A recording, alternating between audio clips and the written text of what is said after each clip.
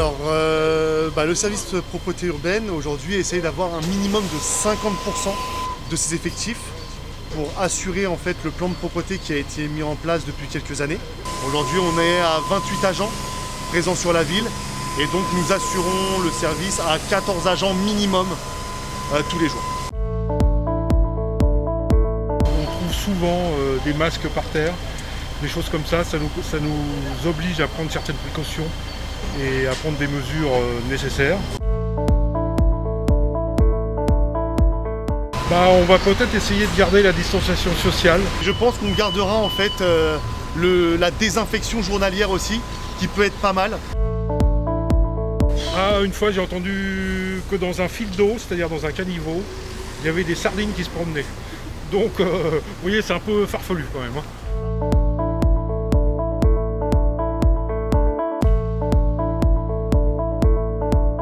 Alors par rapport aux horaires, on commence à 6h30 le matin.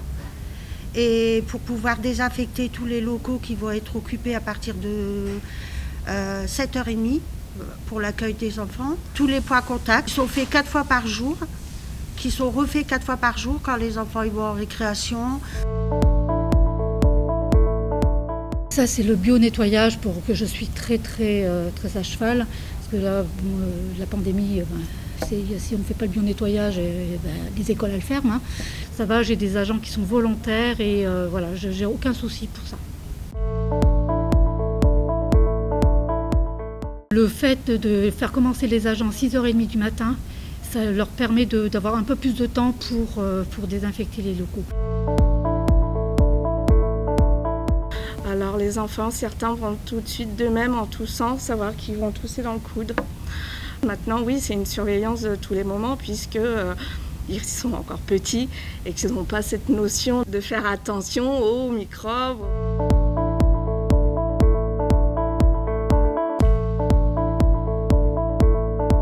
Alors en fait, nous, on est organisés à travers les protocoles sanitaires mis en place sur les temps périscolaires. Tous les 2-3 mois, on doit se réadapter dans les pratiques. Rassurer les parents et trouver un mode d'accueil adapté pour tous.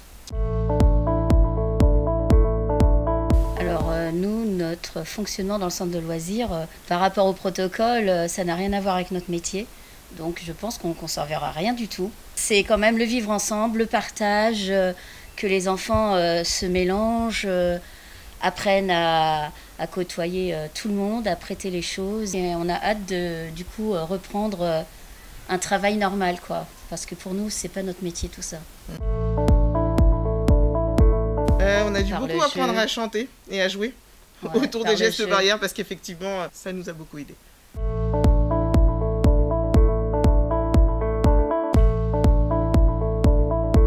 Alors on s'est organisé en séparant déjà en interne, en ayant les distanciations sociales, le port du masque, bien se laver les mains, même si à la base c'est quelque chose qu'on faisait souvent. Et après, au niveau du terrain, on fait en sorte de rappeler le port du masque, d'être un peu plus à proximité avec les habitants.